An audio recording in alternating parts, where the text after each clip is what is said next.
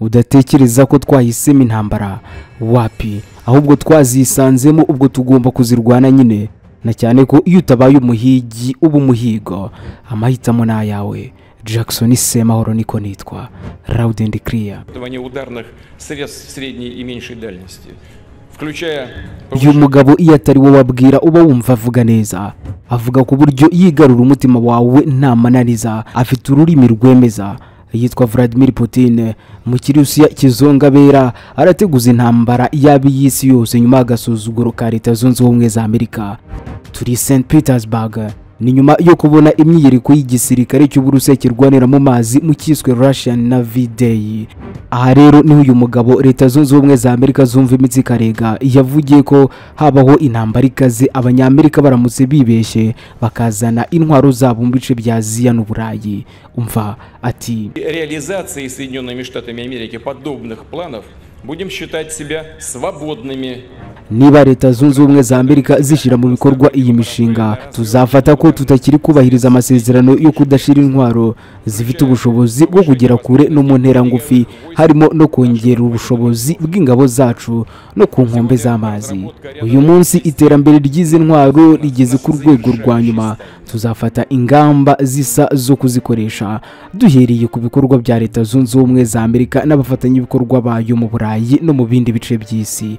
Uko niko Vladimir Putin abivuga. Uburusiya rero ngo bukaba bwaramaze gukora intwaro z'ubumara zishobora kuzakora akantu ni za zindi zirasa mu ntera ndende ndetse we na za zindi zishobora kurasa mu ntera ngufi. Vladimir Putin nta mikino agira iyo bigeze ku tuntu tw'intambara. Ese wumvise ibyuko Israel igiye gukubitwa n'inkuba itagira amazi? Ubu dushobora kubyuka tubara izindi inkuru z'uko abakomando ba Turukiya nabo binjiye mu ntambara ya Hamas na Israel, bakinjira barasa cyangwa se wenda tukumva ibitero bikaze by'indege za Turukiya zirasa ku butaka bwa Yerusalemu. Ibyo rero nibyatangajwe n'umuturage mukuru mu gihugu cya Turukiya, ni perezida wa leta ya Turukiya nyine yitwa Recep Tayyip Erdogan, yabitangaje atanga nk'umuburo kuri Israel, avuga ko nibiba ngombwa igihugu cye n'ubundi gishobora kwinjira mu ntambara ya Israel n'umutwe wa Hamas. Mu gihe Israel itabihagaritse iyi ntambara yatangije mu kwezi k'Ukwakira kwa 2023 ku itariki ya 7 nyine. Ibyo se birashoboka? Turukiya iri muri OTAN kandi ibihugu byinshi muri uyu muryango dutabarane biri inyuma ya Israel. Erdogan ubanza ashaka kwitandukanya na OTAN kuri iyi nshuro. Uvuye iyo kure rero ukaza inaha mu karere nabo byahinduye isura. Ngo mu gitondo cya kare kuri uyu wa mbere tariki ya 29 Nyakanga 2024 mu gace ka Sake muri teritwari ya Masisi biravuga ko n'ubundi hazindukiye imirwano ikomeye. Ni imirwano yahuje umutwe w'inyeshyamba wa M23 ndetse we n'ihuriro ry'abarwanyi ba Wazalendo yewe n'igisirikare cya leta FARDC. Muri iki gitondo rero mu gace ka Sake ko muri teritwari ya Masisi niho rwabyutse rwambikaniye. Ni amakuru rero aturuka muri ibi bice ndetse we n'ababibonye yemeza ibyabaye. Ni mu gihe kandi ku mugoroba ku cyumweru ku itariki ya 28 Nyakanga 2024 nabwo hari hiriwe havuga amasasu mu mirwano yabaye hagati ya M23 ndetse n'ihuriro rya Wazalendo FARDC ndetse wewe nabo bafatanyije muri iki gihe kandi no mu masaha y'ikigoroba by'umwihariko mu kibaya cya Nzuro. Ukivuga rero iby'imirwano reba iyi foto. Mu mafoto menshi ari gukwiragira ku mbuga nkoranyambaga ajyana n'imirwano muri Repubulika ya Demokarasi ya Kongo, harimo iyi igaragaza uyu witwa Magruari Paruku ahagararanye na Corneille Nangaa umuhuzabikorwa wa AFC ndetse we na Bertrand Bisimwa perezida w'umutwe wa M23 umutwe urwanya ubutegetsi bwa perezida Tshisekedi. Uyu mugabo rero yambariye urugamba nk'uko bigaragara ndetse rwose amashusho ye ari gukwira hose ku mbuga nkoranyambaga agaherekezwa n'ubutumwa bukomeye nyine bumugaragaza ko ari umurwanyi wambariye urugamba. Ni Magruari Paruku. Uyu rero agaragara yambaye imyenda ya gisirikare ndetse yewe kandi anafite n'imbunda yewe n'icyombo cya motorora, ubona ko n'ubundi yiteguye kwinjira ku rugamba. Uyu nakubwira ko yahoze ari umunyamakuru ukomeye muri RDC, akaba yinjiye mu mirwano ku ruhande rwa M23, akaba yakaniye cyane. Ndaza kukubwira uwo ari we ku buryo burambuye. Uwo ni umubonjo. Urabyumva ko rero twinjiye mu minota 15 y'amakuru kandi sinovugira hejuru. Ngaho reka tuzengurukane isi yose mu makuru utigeze wumva handi. Twitwa Karabo TV. Jackson Semahoro niko nitwa kandi nk'ibisanzwe akazi kanjye ni kamwe no gukubwira iby'amatwi yawe atigeze yumva na rimwe. reka mpere mu burasirazuba bwa Kongo ku mirwano ikaze yabaye kuri uyu wa mbere tariki ya 28 Nyakanga 2024 mu gace ka Sake muri teritwari ya Masisi. Bikavuga ko rero yasakiranyije uruhande rwa M23 ndetse yewe n'ihuriro ry'abarwanyi nka Wazarindo, igisirikare cya FARDC, abarundi ndetse yewe n'abacancuro bari gufasha iki gisirikare cya leta muri iyi mirwano. Amakuru rero ava muri bice bya Sake akemeza neza ko habyuke imirwano ikaze mu masaha y'igitondo cya kare hagati ya M23 ndetse na FARDC. Ni mu gihe kandi no ku cyumweru ari uko byari bimeze, hari hirwe imirwano ikaze yumvikanagamo imbunda ziremereye ndetse we n'intoya. Wazarendo bakaba bari kwigaragaza cyane muri imirwano, ariko kandi bagakubitwa inshuro n'abarwanyi ba M23 bayobowe na Sultan Emmanuel Makenga. Muri iyi mirwano rero M23 bivuga ko ngo yafatiyemo ibikoresho bya gisirikare. Ibyo rero bikaba biri kuba mu gihe abategetsi ba AFC benshi bamaze n'ubundi kwirukanwa ndetse bakanamburwa ubwene igihugu na leta ya Kinshasa. Ku ruhande rwa AFC rero M23 bakavuga ko icyo ari ikimenyetso simusiga ko uburasirazuba bwa Kongo leta itabufata nkaho ari muri Kongo. Ngo rero niba batabasha kubirukana n'ubutaka bwabo, ibyo nabyo bifite icyo bisobanuye. Ukiraha kandi rero nakubwira ko hari gukwiragira amashusho by'umwihariko agaragaza umugabo wahoze ari umunyamakuru ukomeye wemeye gutera umugongo leta ubundi akiyunga kuri M23. Magloire Paluku niko yitwa. Uyu rero akaba ari kugaragara cyane mu mwambaro wa gisirikare, yewe afite imbunda utibagiwe n'icyombo, ubona ko nyine yiteguye kwinjira ku rugamba. Na amafoto by'umwihariko amugaragaza ahagararanye na Colonel Nanga, umuhuzabikorwa wa AFC, ndetse we na Bertrand Bisimwa wa perezida w'uyu mutwe. Mu mashusho rero ari kugaragara hirya no hino agaragaza uyu Paluku yambariye urugamba. Aya mashusho ni yari kwiganza hose ku mbuga nkoranyambaga. Nkuko biri rero uyu munyamakuru Magloire Paluku akaba yarasanzwe azwi cyane muri iki gihugu cya RDC, akaba yiruka n'ubundi kwiyunga na M23.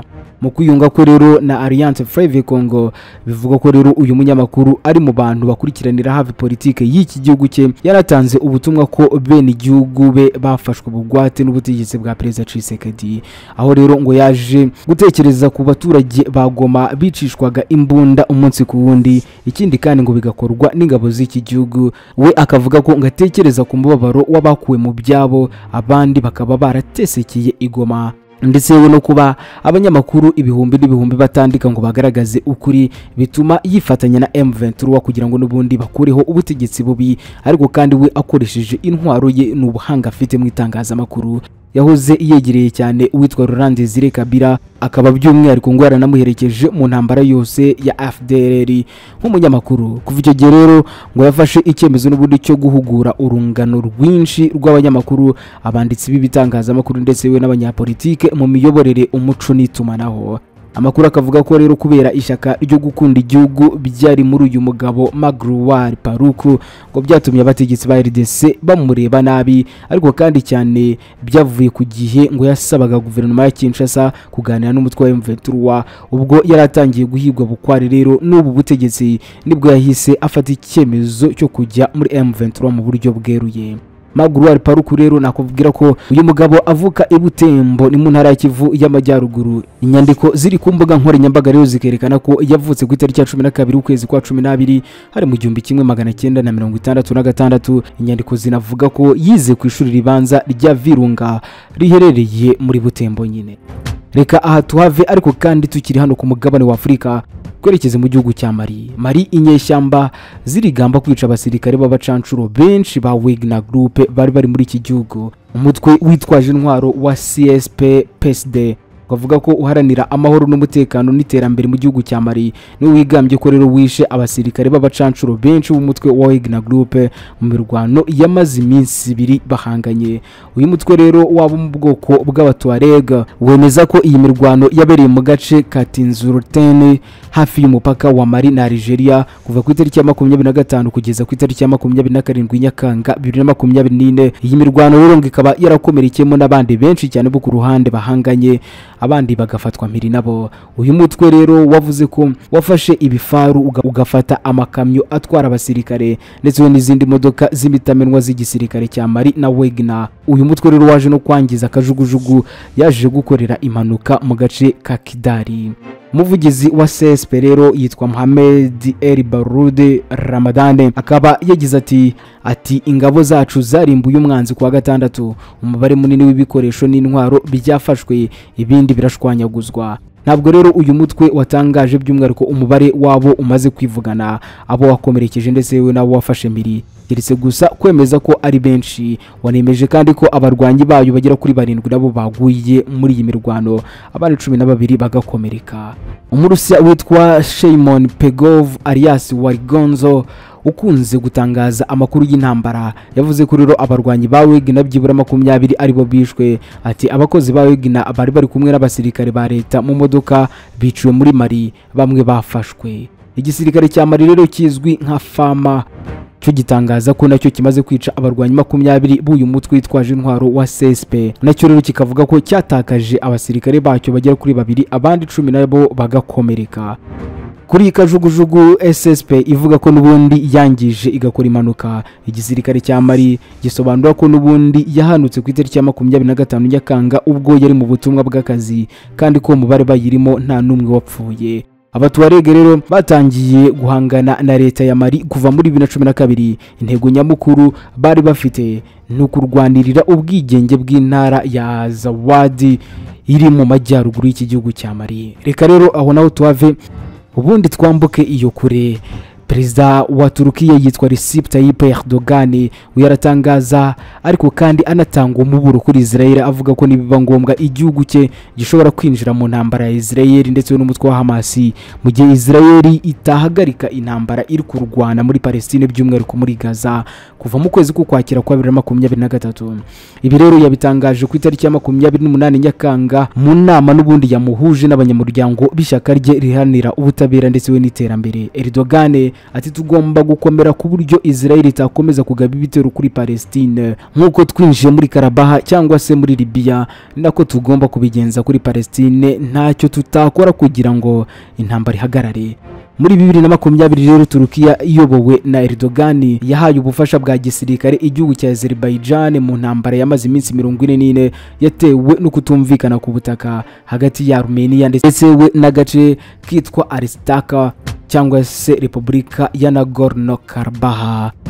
Ingabo za Turukiya rero ntizivanze mu buryo butaziguye, ahubwo zatanze ubufasha burimo kohereza abarwanyi b'Abarabu baturutse muri Syria ndetse no gutanga indege zitagira abapilote no kuvuga drone. Muri 2020 rero Turukiya nanone yemeje itegeko rimara umwaka ryo kohereza ingabo muri Libya mu rwego rwo gushyigikira guverinoma ya Libya yemewe n'umuryango w'abibumbye ubwo yari mu ntambara n'ubundi yabene igihugu. Erdogan rero akavuga ko ari nako bagomba kubigenza kuri Palestine kugira ngo n'ubundi intambara ihagarare. Kavuga ko Turukiya igomba gutabara Palestine bagahisomo Israel ikomeje kwigira karaka jyahe. Reka nsoreze rero kuri Vladimir Putin nawe wateguje indi ntambara ikomeye ati kirero. Perezida Vladimir Putin w'Uburusiya akaba yafashije ijambo mu muhango wo kwerekana ingabo zo mu mazi wabaye ku munsi wo ku cyumweru i St Petersburg ku munsi ngarukamwaka wahariwe ingabo zo mu mazi z'Uburusiya. Uyu rero yafasha akanya ashimira abasirikare bo mu mazi baturutse mu bihugu bitandukanye nk'Ubushinwa, Algeria, Ubuhinde kuba n'ubundi baritabiriye uwo muhango. Cyane cyane yashimangiye ko Uburusiya n'ubundi bugamije gukomeza guteza imbere ingabo zabwo zo mu mazi. Putin rero ati ndishimye cyane kwakira mu muhango mukuru wo kwerekana ingabo zo mu mazi abasirikare bo mu bwato ba Algeria, Ubuhinde ndetse n'Ubushinwa ndetse we n'intumwa ziturutse mu bihugu by'amahanga byinshi byifatanije natwe kwizihiza uyu munsi. Aganira rero ku mishinga ya Amerika yo gushyira misile zifite ubushobozi bwo kugera kure mu gihugu cy'Ubudage, Perezida w'Uburusiya Vladimir Putin yayigereranyije n'igihe cy'intambara y'ubutita maze atangaza ko Uburusiya buzafata ingamba zisa.